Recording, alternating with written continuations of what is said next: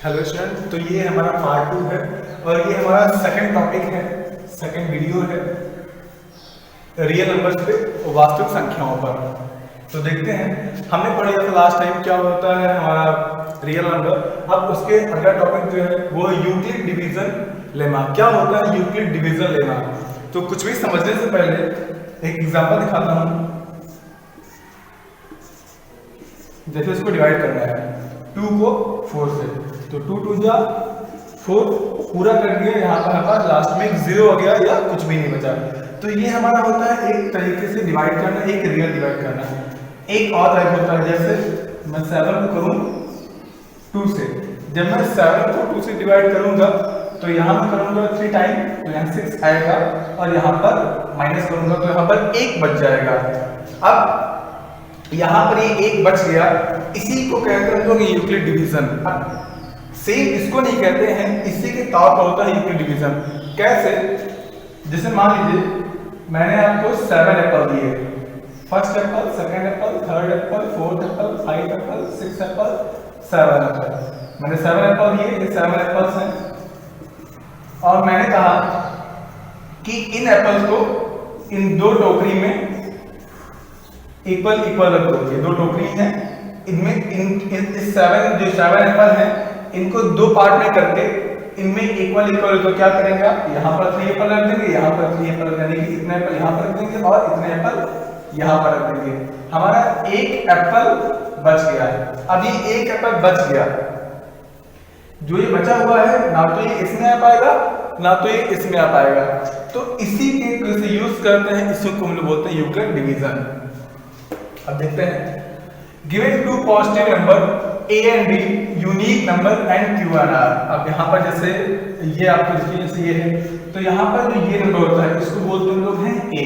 ठीक, ये जो है जो यहाँ पर होगा ये आपका b होगा और जो ये आपका जो आंसर आ रहा है ये आपका q और जो होता है रिमाइंडर वो होता है हमारा r। तो यानी कि ये हमारा a जो हो गया यहाँ पर 7 हो गया, b जो हमारा हो गया वो 2 हो गया और q जो हमारा हो गया वो 3 हो गया एंड r जो हमारा यहाँ पर 1 हो गया। हिंदी में देखें, दिए गए दोनों संख्याएं, जो संख्या दी हुई है ये 2 संख्याएं, हमारा क्या करना है, ये हमारा 7/2 ये हमारा क्वेश्चन था। तो जो हमारा 7/2 क्वेश्चन है इसमें जो हमारा a एंड b है, पहली बात तो ये दोनों नंबर धनात्मक होने चाहिए। धनात्मक ये दोनों नंबर कैसे होने चाहिए? पॉजिटिव नंबर होने चाहिए। पॉजिटिव होने चाहिए जो 0 के ऊपर हो, ये ऐसे नंबर होने चाहिए, ये भी और ये भी। एंड यूनिक नंबर, अलग अलग, ऐसा नहीं है कि दोनों नंबर सेम कर दिए, ये नंबर कुछ और ये नंबर कुछ और ही होना चाहिए। दोनों नंबर अलग अलग होना चाहिए, जैसे 5/2, 8/3 ऐसे होना चाहिए। ऐसा नहीं कि हमने 4/4 कर दिया, कभी दोनों सेम नहीं होनी चाहिए। तो इतनी हमारी कंडीशन होती है।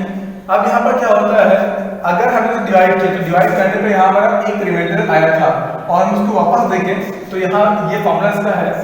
अगर हम फॉर्मूला कह रहा है a = b, b हमारा कितना था, b हमारा था 2, तो 2 इंटू q, q हमारा कितना है, q हमारा है b हमारा हो गया 2 और q हमारा हो गया 3 और प्लस r, r हमारा कितना है 1। तो a = 2 तो या 6 प्लस r जो है 1 था 1, a = 7। वापस हमें मिल गया हमारा क्या, जो हमारा ये आया था हमारा ये सिस्टम। तो इसे कहते हैं यूक्लिड डिवीजन। अब इसमें आगे थोड़ा, यहाँ पर जो a होता है उसको बोलते हैं भाज्य, हिंदी में बोलते हैं भाज्य। जो b होता है, b को बोलते हैं हिंदी में भाजक और जो q होता है वो होता है हमारा है भागफल और जो r मतलब रिमाइंडर वो हमारा होता है शेषफल। इसे इंग्लिश बोलते हैं dividend, divisor, continent and reminder. अब इक्वल जो यूक्लिड डिवीजन होता है उसका सिंपल सा समझे, सिंपल सा मतलब ये होता है कि ये एक ऐसा एल्गोरिथम है, ये एक ऐसा फॉर्मूला है जो पहले से ही प्रूफ कर दिया गया है, जो पहले से ही प्रूफ कर दिया गया है और हमको आगे आने वाले सवालों में इसका यूज करके अपने आंसर को प्रूफ करना है। हमारा नेक्स्ट टॉपिक है यूक्लिड डिवीजन एल्गोरिथम। क्या होती है यूक्लिड डिवीजन एल्गोरिथम? अब ये टॉपिक बहुत इंपॉर्टेंट है हमारे हाई स्कूल टर्म में और बहुत मतलब अच्छा टॉपिक है। प्लीज थोड़ा बहुत ध्यान से समझिए इस टॉपिक को, और अगर समझ गए तो मजा आ जाएगा। अब क्या होता है यूनिडिविजन, इसकी डेफिनेशन में थोड़ा एक एग्जांपल देके समझते हैं क्या होता है। मान लेते हैं ये हमारा एक घर का कमरा या बरामदा है जो एक रेक्टेंगुलर शेप में है, 15 बाई 6 सेंटीमीटर के रेक्टेंगुलर शेप में है, और हमको इस पूरे में लगाने हैं टाइल्स। हमको इस पूरे में टाइल्स लगाने हैं, तो हम क्या करें, इस पूरे में टाइल्स लगाने हैं और पता करने हैं कि कितने टाइल्स यहाँ पर लगेंगे। तो हम कैसे निकालें, ये हमारा 6 सेंटीमीटर और जो ये लेंथ हमारी है, ये पूरी लेंथ हमारी 15 सेंटीमीटर की है और ये पूरी लेंथ हमारी 6 सेंटीमीटर की है। तो इसका सबसे अच्छा तरीका है, अभी इस पे ध्यान दीजिए, बस इस पे ध्यान दीजिए आप। तो कैसे निकालेंगे, तो हम एक काम करेंगे, पहले जो 15 सेंटीमीटर है ये हमारा 15 सेंटीमीटर है, तो हम क्या करेंगे, हम इसको कुछ पार्ट डिवाइड करेंगे। अब ये हमारा पूरा, अब ये मान लिया हमने, ये हमारा हो गया 6 सेंटीमीटर। अब आप इसके नाम लीजिएगा, ये हमारा हो गया 6 सेंटीमीटर, तो बाकी जो बचा पूरा वो होगा हमारा 9 सेंटीमीटर। कितने तो होगा, तो ये हो गया हमारा 6 सेंटीमीटर और ये हो गया हमारा 9 सेंटीमीटर। तो अभी ये तो बन गया हमारा स्क्वायर। स्क्वायर क्या होता है, स्क्वायर होता है जिसके 4 साइड्स इक्वल हो। तो ये हमारा बन गया 9 सेंटीमीटर का और ये हमारा बन गया 6 सेंटीमीटर का, 6 बाई 6 9 बाई 6। तो हम क्या करें, इसको भी हम एक पार्ट में डिवाइड कर रहे हैं और ये भी हम बना रखना 6 सेंटीमीटर का। तो ये जो हमारा है ये बन गया हमारा कितना, 6 सेंटीमीटर का। ये बन गया हमारा 6 सेंटीमीटर का, 6 और 6 सेंटीमीटर कितना हो गया, 6 6 12। कितना बचा, अभी बचा हमारा 3 सेंटीमीटर बच गया। तो ये हो गया हमारा 6 सेंटीमीटर, ये हो गया हमारा 6 सेंटीमीटर और 3 सेंटीमीटर हमारा बच गया। तो अब ये भी एक स्क्वायर है, ये भी एक स्क्वायर है, लेकिन ये भी स्क्वायर नहीं है। तो अब क्या करें, अब यहाँ पे आइए, इधर आइए, अभी इसको छोड़ दीजिए, सिर्फ इसको देखिए, इस तरह की बात रखिए। अभी ये जो हमारा था, तो अभी ये जो था हमारा, ये हमारा क्या था, यहाँ पर 3 था और यहाँ पर 6 था। अभी ये स्क्वायर नहीं है और जब तक स्क्वायर नहीं होगा तब तक हम पता नहीं कर पाएंगे। तो एक काम करें, इसको हम पार्ट में डिवाइड कर दें। तो ये हमारा हो गया 3 into 3 का और ये हमारा हो गया, क्योंकि 6 को डिवाइड कर देंगे पार्ट में। तो ये हमारा 3 बाई 3 का एक स्क्वायर होगा और ये हमारा 3 बाई 3 का भी एक स्क्वायर हो गया। और सेम इसी तरह हम इसके पार्ट कर देंगे। तो इसमें 4 टाइल्स, इसमें 4 टाइल्स और इसमें 2 टाइल्स आएंगे। तो ये कितने टाइल्स हो गए हमारे, 1 2 3 4 5 और 5 5 10 टाइल्स लगेंगे हमारे 15 बाई 16। ये पूरा था, पूरा हमारा था वो था 15 बाई 6। तो 15 बाई 6 सेंटीमीटर हमारे कितने टाइल्स लगेंगे, 15 बाई 6 सेंटीमीटर हमारे लगेंगे टाइल्स 10। Is that clear.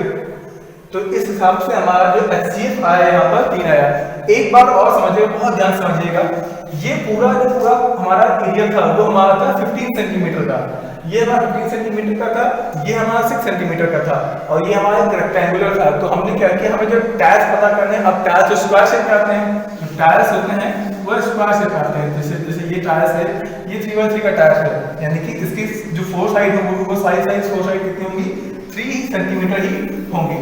तो अगर हमें पता करना है कि हम कितने इसमें टाइल्स यूज करेंगे, तो हम सबका अपना मानते हैं कि स्क्वायर, तो मतलब 15 था, हमने 15 को एक 6 सेंटीमीटर में और दूसरे को 6 सेंटीमीटर में, और बाकी पर जगह थी नहीं ना, तो जगह बढ़ा देंगे।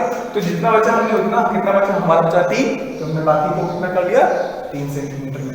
तो ये हमारे 6 बाई 6 का स्क्वायर हो गया, ये भी हमारा 6 बाई 6 का स्क्वायर हो गया और ये हमारा 6 बाई 3 का स्क्वायर हो गया। अब हमने क्या किया, अब ये दोनों स्क्वायर इक्वल थे लेकिन ये स्क्वायर नहीं बन रहा था, तो हमने इसको ही बीच से 2 पार्ट में कर दिया, 3 बाई 3 और 3 बाई 3, 3 बाई 3 और 3 बाई 3। तो ये भी 3 बाई 3 हो गया। और हमने सेम इसमें किया, क्योंकि यहाँ पे 6 बाई 6 था तो हमने इसको 3 बाई 3, 3 बाई 3, 3 बाई 3, 3 बाई 3 कर दिया।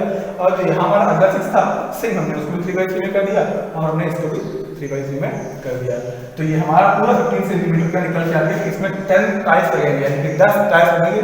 अब इससे आपको पता चल गया कि आपके कितने एरिया में कितने टाइल्स लगेंगे। तो अगली बार टाइल्स का काम हो खुद निकालना ऐसे ही। चलिए, तो अभी हमने एग्जांपल दिया था कि कैसे निकालते हैं यूक्लिड डिवीजन, तो वो तो हमारे लाइव एग्जांपल था, ये पूरा हमने 4 बना के बताया।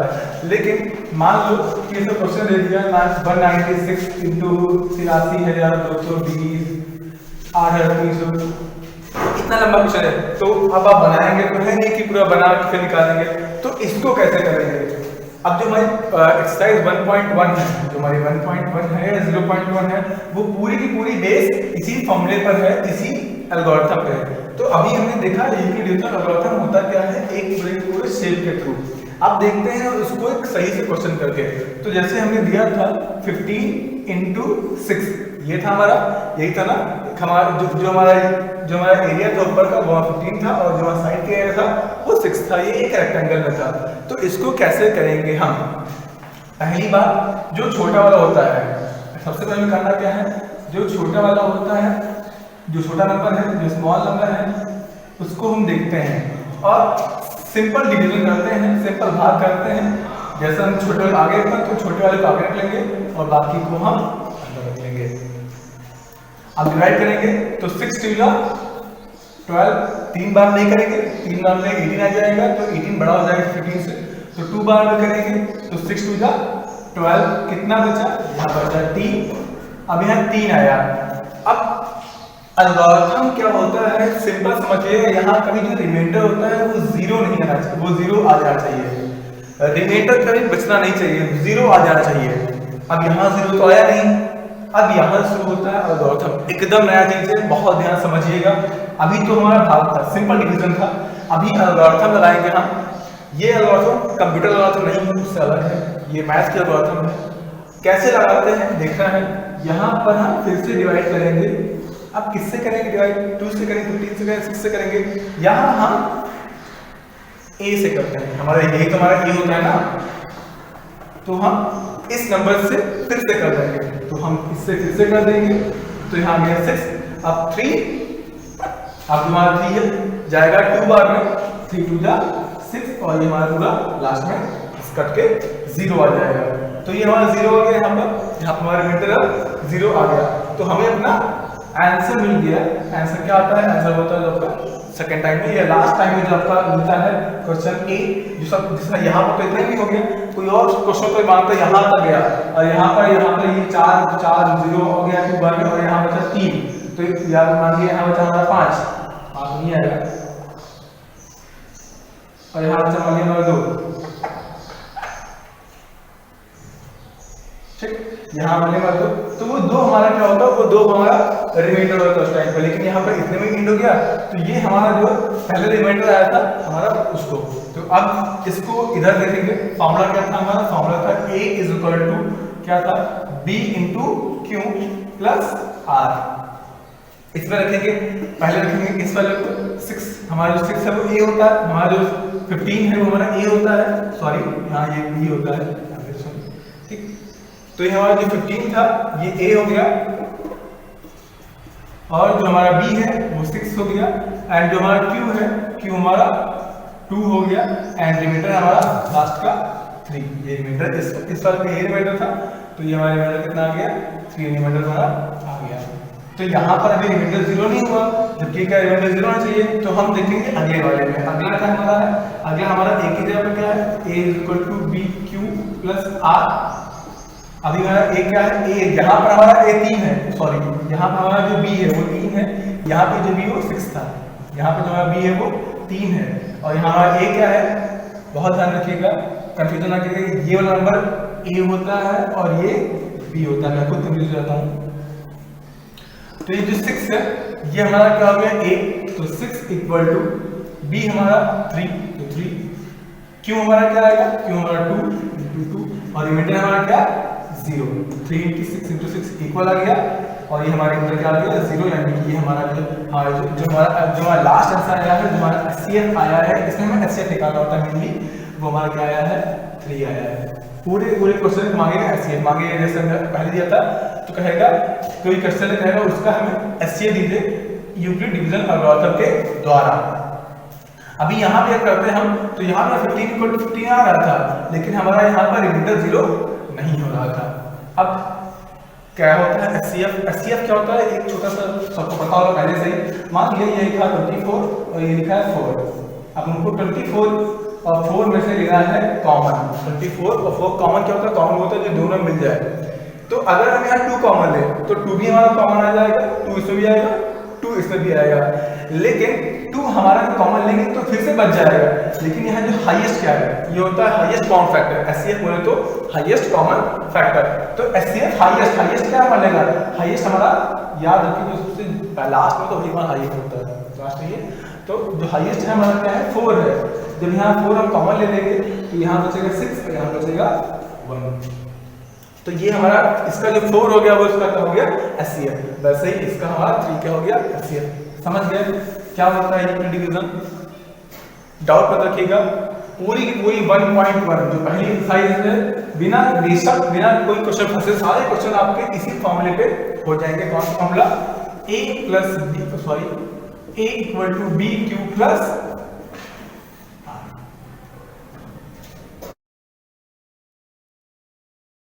अब देखते हैं कैसे करते हैं क्वेश्चन आंसर। अभी जो मैं बताया तरीका, एक और तरीका, जैसे पहले लोग एक और तरीका करते थे इसको निकालने का। वो लोग क्या करते थे, जैसे हमारा क्वेश्चन था 15 and 6 का, तो वो क्या करते थे, वो यहाँ पे लिखते थे 15 और एक जगह लिखते थे 6। अब क्या किया, इसका किया फैक्टर, 15 का किया तो 15 का 3 5 जा एंड 5 1 जा, इसका क्या आया 3 × 5। अब सेम ऐसे इसका करेंगे 6 का तो कितना आएगा, ये हमारा आएगा 2 3 जा एंड 3 1 जा, यानी कि 2 × 3। ये फैक्टर है। और जैसे हम पढ़ते हैं HCF में है कि जो मिलता कॉमन है पूरे क्वेश्चन में उसको हम ले लेते हैं, तो कॉमन हमें मिल रहा है 3, तो HCF हमारा क्या आ गया 3। पहले के लोग ऐसे ही करते थे, लेकिन बोर्ड कहता है कि ना तो आपको इस मेथड से करना है, और जो मैंने पहले बताया था भी कि वो पूरा बना के ना था, पूरा बताया था बना के कि यहाँ पर 15 यहाँ पर 6 ऐसे ब्लॉक बना के, और ना ही आपको वैसे करना है। करना कैसे है, जैसे मैंने आपको जस्ट अभी इसकी पहली वीडियो में बताया था वैसे करना है। एक एग्जांपल देखते हैं, एक क्वेश्चन देखते हैं क्वेश्चन हमें, इसको मैं रख कर देता हूँ, स्पेस ज़्यादा रहेगा। तो ये जो क्वेश्चन देखते हैं हम ना, जैसे हमें क्वेश्चन दिया है 225 एंड 135, 135 एंड 225 एंड 135, 225 एंड 135। इसका हमें निकालना है यूक्लिड डिवीजन लेमा कर का प्रयोग करके हमें इसका निकालना है HCF। तो कैसे निकालेंगे हम, सिंपल सी मेथड है।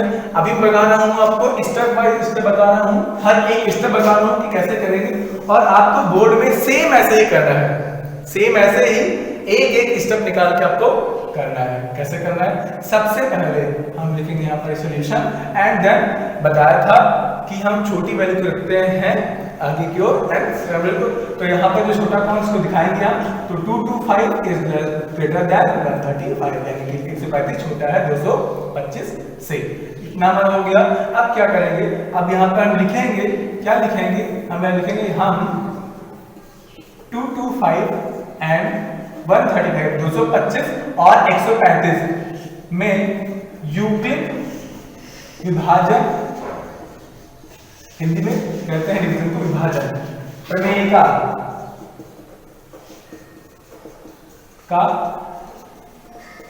प्रयोग करते हैं। अब हम इसमें प्रयोग करेंगे अपना, कैसे करते हैं बताया था, और देख लीजिए। अभी यहाँ लिखा है 2, यहाँ लिखा है, मतलब जैसे बताया है कि जो नंबर बड़ा होता है उसको रखते हैं इसके अंदर और छोटे वाले को इसके आगे। तो 135 को करेंगे किससे हम, 2 to 5 से, तो ये जाएगा 1 टाइम में आएगा 135 आया। आप क्या इसको माइनस करेंगे तो हमारा बचेगा यहाँ पर 90। अब रूल ये था कि 0 होना चाहिए, यही बताया था कि यूक्लिड डिवीजन कहता है कि रिमाइंडर 0 हो जाना चाहिए, तो रिमाइंडर 0 हुआ नहीं, तो रिमाइंडर 0 नहीं हुआ तो हम यहाँ लिखेंगे, पहले क्या लिखेंगे, यहाँ लिखेंगे हम फॉर्मूला क्या हमारा था, फॉर्मूला था हमारा A = BQ प्लस R ये था। यहाँ पर A क्या है, ये हमारा A है, ये हमारा B है, ये हमारा Q है एंड ये हमारा R है। तो लिखेंगे A हमारा कितना हुआ 225 और B हमारा कितना हुआ 135, Q हमारा 1 और प्लस R हमारा 90। यहाँ पर ये हुआ चूंकि 90 इज नॉट इक्वल टू 0, जो 90 है वो 0 के बराबर नहीं है। जब 90 0 के बराबर नहीं है तो हम क्या करेंगे, अब हम लगाएंगे एल्गोरिथम जो पहले पढ़ाया था। तो चूंकि नॉट इक्वल, तब हम पुनः यूक्लिड पुनः 135 एंड 90 में यूक्लिड, आप लोग लिख लीजिएगा, मेरी हिंदी कमजोर है एक्चुअली, यूक्लिड विभाजन का प्रयोग करते हैं या करेंगे। ठीक, इतना लिख लिया। अब हमारा क्या हो गया, अब हमारा जो 90 इक्वल नहीं था तो हम एक बार और करेंगे हम। तो यहाँ क्या करते हैं, यहाँ पर हम बताया था कि जो a की वैल्यू होती है वो रखते हैं, तो यहाँ रख देंगे a की वैल्यू 135। अब 90 को करेंगे 135 में डिवाइड, तो ये 1 बार फिर से जाएगा, 1 बार कितना आएगा 90 आएगा, माइनस करेंगे तो कितना बचेगा, यहाँ बचेगा 45। अभी फिर से 0 नहीं आ रहा है, हमें 0 चाहिए ना, तो 0 नहीं आया तो हम एक बार और लिखेंगे। क्या लिखेंगे, हम यहाँ लिखेंगे 135 इक्वल टू 90, सेम वैसे ना, क्यों 90 था और हमारा क्या है, रिमाइंडर क्या है हमारा है क्यों हमारा है 1 और रिमाइंडर कितना है हमारा 45, and then 45 equal to not equal, यानी कि चूंकि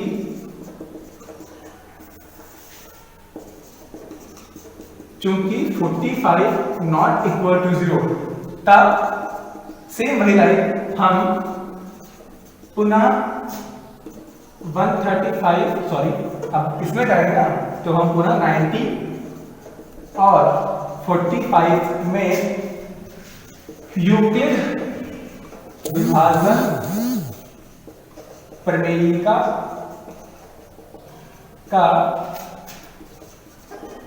प्रयोग करेंगे।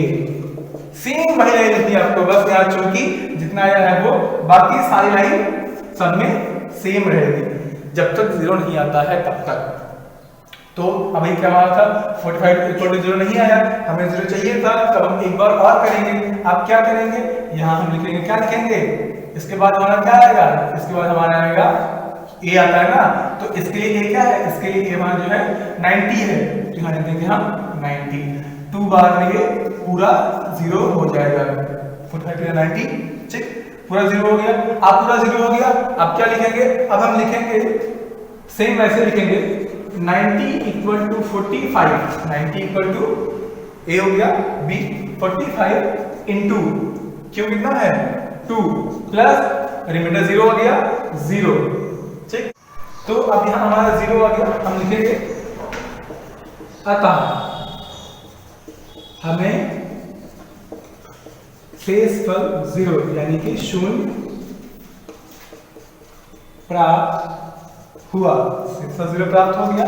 अब क्या करेंगे, हमारा आंसर क्या आएगा, हमें पता है जो हमारा फॉर्मूला होता है a is equal to B Q plus R, ये फॉर्मूला होता है। और जो b होता है हमारा है, मतलब जो ये वैल्यू हमारी है, जो लास्ट का होता है ये वैल्यू, जो लास्ट की b वैल्यू आएगी वही हमारा आंसर होता है। तो b को बोलते हैं हिंदी में क्या है, पहले पढ़ाया था भाजक, तो लिखेंगे अतः या एवं भाजक 45 प्राप्त हुआ, यानी कि जो इसका HCF आएगा वो कितना आएगा, वो आएगा 45।